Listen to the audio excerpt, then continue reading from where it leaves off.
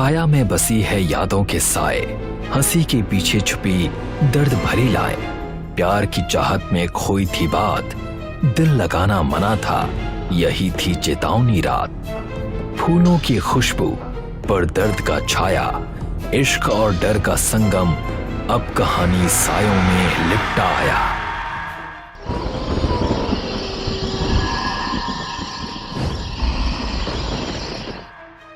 तीन साल पहले पंकज अपना साइकिल बहुत खुश होकर चला रहा है। साइकिल की टोकरी गुलाबों से भरी हुई है। आज का दिन उसके लिए खास है और वो मुस्कुराते हुए लगातार साइकिल चलाता जाता है, कहीं भी नहीं रुकता। पंकज अनाथालय के दरवाजे तक पहुंचता है। वो साइकिल को दीवार के पास खड़ा करता है और अपने कपड़े सीधे करता है। इसके बाद वो गुलदस्ता पकड़कर अनाथालय का दरवाजा ढकेलकर खोलता है।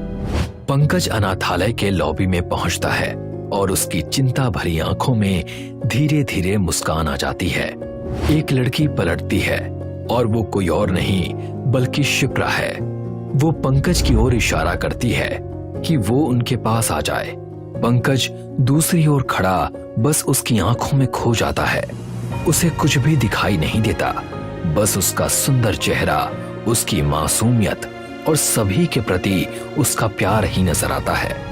अनाथालय के सारे बच्चे उसके साथ खेल रहे हैं और नाच रहे हैं। शिप्रा पंकज के पास आती है और उसे उसके सपनों जैसी दुनिया से बाहर लाती है। अरे क्या खड़े खड़े देख रहे हो? अरे नहीं नहीं, कुछ नहीं। शिप्रा पंकज के हाथ से गुलदस्ता छीन लेती है। लाओ, ये मुझे दो। अरे पर ये, पंकज कुछ कहने की कोशिश करता है लेकिन अचानक सब भूल जाता है और शिप्रा के साथ जश्न में शामिल हो जाता है। शिप्रा गुलदस्ते को खोलती है और उसमें से फूलों को वहां के देखभालकर्ताओं और शिक्षकों में बांट देती है। हर फूल देते समय वो सबको मीठी मुस्कान देती है। सभी खुश हैं और इस पल का आनंद ऐसे ले रहे हैं जैसे उन्होंने कभी पहले ऐसा अनुभव किया ही ना हो। जश्न के बाद पंकज और शिप्रा घर लौटते हुए सड़क पर चलने लगते हैं। पंकज अपनी साइकिल को हाथ से ढकेलते हुए बात करता है। कितना मजा आया ना? हाँ काफी। तुम खुश हो? बहुत ज्यादा। ऐसा लगता है कि यही तो जिंदगी है, इसे जी भर के जी लूं। अच्छा, और बाकी? बाकी क्या, बस एक अच्छी सी जॉब चाहिए, एक अच्छा सा पार्टनर और छोटी सी फैमिली। Life set. और कहाँ से मिलेगा अच्छा सा पार्टनर? सोचूंगी, अभी तो पता नहीं। मुझे पता है। क्या? पंकज अपनी जेब से एक गुलाब निकालता है और शिप्रा को देता है। शिप्रा मुस्कुराती है जैसे उसे पता हो कि क्या हो रहा है। अरे क्या, मैं सीरियस हूँ। आपकी सीरियसनेस काफी लो बजट नहीं लग रही क्या? अभी तो है, पर मैं जल्दी ही सब कुछ कर लूंगा। अरे हंस क्यों रही हो यार, सच कह रहा हूँ। पंकज, तुम जानते हो हम दोनों ने कैसे इसी ऑर्फनेज में अपना बचपन स्पेंड किया है। मैं जानती हूँ कि हमारे केयर टेकर्स वहाँ पर जितना हो सके उतना ध्यान रखते थे, पर चीजें हमेशा इतनी सही नहीं थी। लाइफ का इतना बड़ा डिसीजन लेने से पहले मैं हम दोनों को सेटल होते हुए देखना चाहती हूँ। मतलब इट्स अ नो। मना किसने किया है? पंकज हल्की सी मुस्कान देता है। वैसे तुम्हारा जॉब इंटरव्यू है ना कल, तैयारी हो गई? है तो शायद। शिप्रा अपनी आंखों में विश्वास लिए उसे देखती है और उसके कंधे पर हल्की सी थपकी देती है। अगले दिन पंकज इंटरव्यू पैनल के सामने बैठा है और इंटरव्यू लेने वाले लोग उसकी बातों से खुश नजर आ रहे हैं। You are hired. पंकज तुरंत मुस्कुराता है और सहमति में सिर हिलाता है। ऑफिस से बाहर निकलते ही पंकज शिप्रा को कॉल करता है। जैसे ही वो कॉल उठाती है, पंकज उत्साह से तुरंत बात करना शुरू कर देता है। Congratulate me, I am hired। यार मैं तुम्हें बता भी नहीं सकता हाउ हैप्पी आई एम। तुम कहाँ हो मुझे बताओ, I will pick you up. जैसे ही वो दूसरी तरफ से कुछ सुनता है, उसका उत्साहित चेहरा धीरे धीरे उदासी में बदल जाता है। आज का दिन है पंकज अपनी टेबल पर सोया हुआ है और उसका फोन बज रहा है। थोड़ी देर बाद उसका फोन फिर से बजता है। इस बार पंकज जाग जाता है। वो स्क्रीन की तरफ देखता है और पता चलता है कि कॉल उसका दोस्त सुजल कर रहा है। वो कॉल उठाता है। भाई क्या हो गया? मैं 3 घंटे से तुझे कॉल करने की कोशिश कर रहा हूँ, आज जाना है या नहीं? पंकज कुछ नहीं बोलता और वहीं स्थिर बैठा रहता है। भाई भाई हेलो, 1 घंटे में पिकअप कर सकता है मुझे? ठीक है, मैं शाम 1:30 बजे तक पहुंच जाऊंगा। पंकज कॉल रख देता है, उठता है और बाथरूम में चला जाता है। कुछ देर बाद पंकज फुटपाथ पर खड़ा होता है जब सुजल उसे अपने बाइक पर ले जाता है। सुजल इंजन स्टार्ट करता है और बाइक चलाता हुआ आगे बढ़ जाता है। पंकज और सुजल अस्पताल पहुंचे हैं। वो बाइक को पार्किंग एरिया में खड़ी करते हैं और अंदर चले जाते हैं।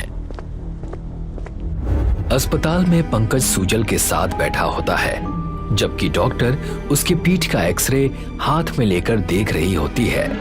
डॉक्टर उसे रोशनी के नीचे ध्यान से जांचती है और लगता है जैसे उसे समझ में नहीं आ रहा है कि पंकज की समस्या क्या है। मैम, कुछ पता चला? आर यू श्योर आपका कोई भी एक्सीडेंट नहीं हुआ?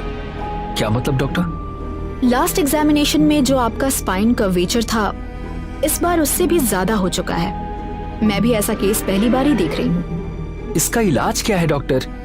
मैं कुछ मेडिसिन और एक्सरसाइजेस बताती हूँ, आप इसे फॉलो करना स्टार्ट कर दीजिए। सुजल और पंकज एक दूसरे को देखते हैं, फिर डॉक्टर की तरफ नजर डालते हैं। शाम को पंकज और सुजल एक साधारण छोटे से होटल में बैठते हैं और सस्ता खाना खाते हैं। वो आपस में बात करते हैं। ये ले, आज का जुगाड़ तो हो गया, अब कल का पता नहीं। पंकज खोया हुआ सा लगता है। वो बस अपनी सूप को हिलाता है और खाली नजरों से घूरता रहता है। खा ले, अरे खा ले यार, तू भी क्या याद रखेगा, दोस्त हूं तेरा। थैंक्स यार। Mention not. वैसे यार एक बात बोलूं? पंकज एक निवाला लेकर खाते हुए सिर हिलाता है। तू काम करना कब स्टार्ट करेगा यार?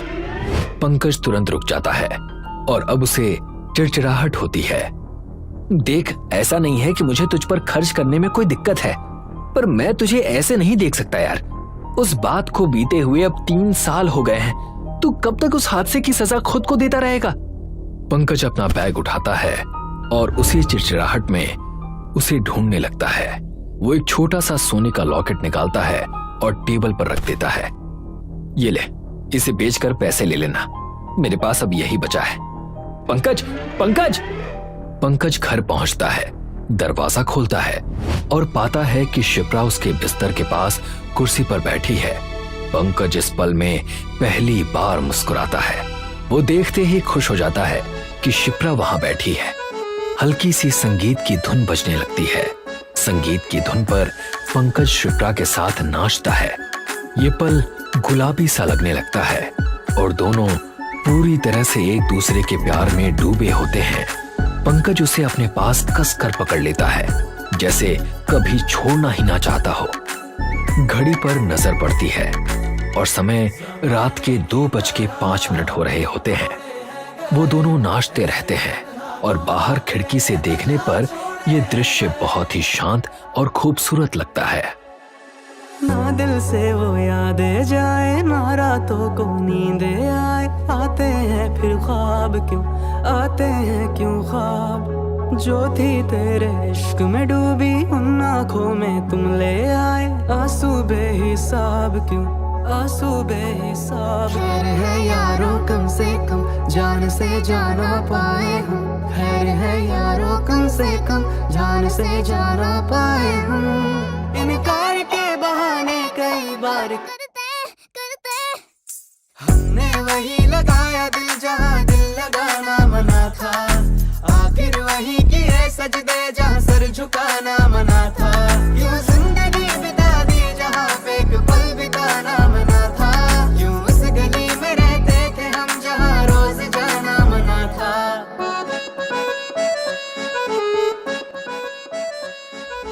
अगली सुबह पंकज अपने कमरे के फर्श पर लेटा हुआ जागता है। वो पसीने से भीगा हुआ है और उसकी गर्दन और सीने पर नाखूनों के निशान हैं। वो धीरे धीरे उठता है और उस कुर्सी की तरफ देखता है जहां कल रात शिप्रा बैठी थी। अब वहां सिर्फ एक गुड़िया बैठी है। पंकज की आंखों से आंसू बहने लगते हैं। वो 3 साल पहले की बातें याद करता है। इंटरव्यू के बाद जब पंकज ने शिप्रा को कॉल किया था, तब शिप्रा ने बताया था कि उसे ब्लड कैंसर है। ये सुनकर पंकज टूट गया। उसके बाद वो हर रोज शिप्रा से मिलने अस्पताल जाता और उसे हौसला देता। और फिर एक दिन इतने में ही हार मान गए? I don't want to lose you. I just can't.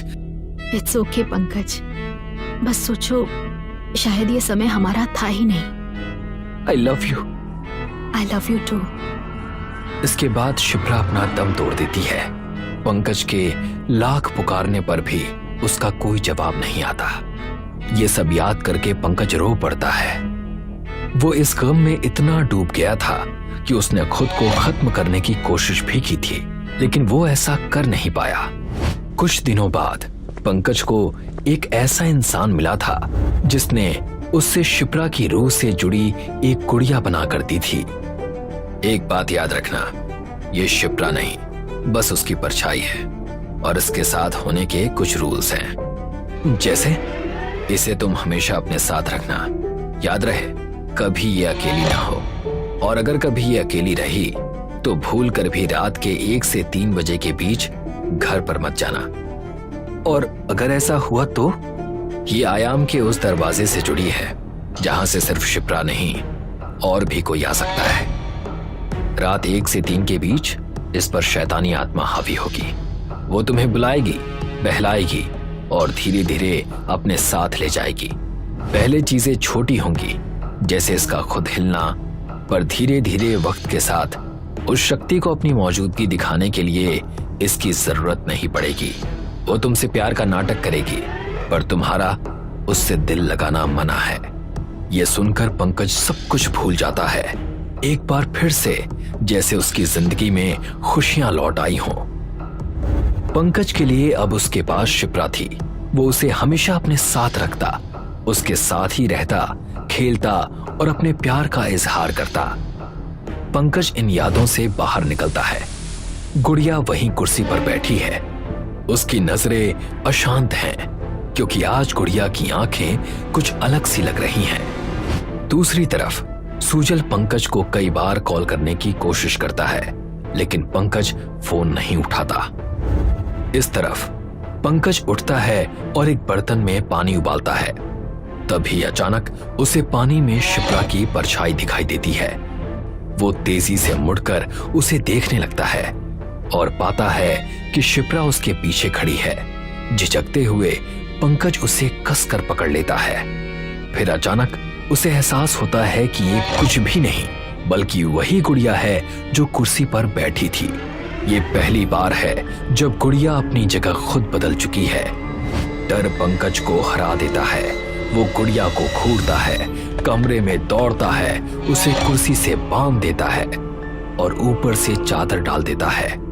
वो भय से हांफता है, उसके होंठ कांप रहे होते हैं। पंकज बिस्तर पर कूदता है, अपने ऊपर चादर खींचता है और डर के मारे कांपता है और लेट जाता है। पंकज जागता है और पाता है कि शिप्रा उसके पास लेटी हुई है। वो तुरंत उसे कसकर पकड़ लेता है और उसके कंधे पर सर रखकर रोने लगता है। कहाँ चली गई थी तुम? मैं तो डर ही गया था। अब मुझे छोड़कर मत जाना। कभी नहीं पंकज, कभी नहीं। मैं तो अब तुम्हें अपने साथ ले जाने आई हूँ। पंकज का चेहरा बदल जाता है। वो उसके चेहरे की ओर देखता है और महसूस करता है कि ये शिप्रा नहीं, बल्कि किसी और का भूत है जो उसकी तरफ मुस्कुरा रही है। पंकज चीख पड़ता है। पंकज अपने बिस्तर पर जागता है और समझता है कि ये सिर्फ एक सपना था। वो राहत की सांस लेता है। वो दूसरी तरफ देखता है और पाता है कि शिप्रा कुर्सी पर बैठी है, उसे देख रही है। कोई शब्द नहीं, बस उसकी आंखों में प्यार भरा है। एक बार फिर से पंकज सब कुछ भूल जाता है और उसकी ओर चला जाता है। उस दिन मैंने हर वो कड़ी तोड़ दी जिसने मुझे बचाए रखा था, मैंने अपने आप को उसके हवाले कर दिया। हर दिन, हर शाम, हर रात उसकी हो चुकी थी। मैंने वो हर चीज की जो सही नहीं थी, पर अब ये गलती मुझे खत्म कर चुकी थी। पंकज अपने कमरे में बिस्तर पर बैठा है, ऐसे रो रहा है जैसे उसने कोई अपराध कर दिया हो। उसके पास कई पोलराइड तस्वीरें पड़ी हैं जिनमें वो शिप्रा के साथ है। वो ऊपर देखता है और अपने कमरे के कोने में उसी लड़की की शैतानी आत्मा को पाता है जो दीवार से चिपकी हुई है, जैसे कोई छिपकली हो। पंकज उसे घूरता है, डर से कांपते हुए, और तभी उसे गुड़िया बनाने वाले की बातें याद आती हैं। वो तुमसे प्यार का नाटक करेगी, पर तुम्हारा उससे दिल लगाना मना है। इस बार वो भूतनी उस पर झपट्टा मारती है और उसकी रूह को अपनी दुनिया में खींच ले जाती है।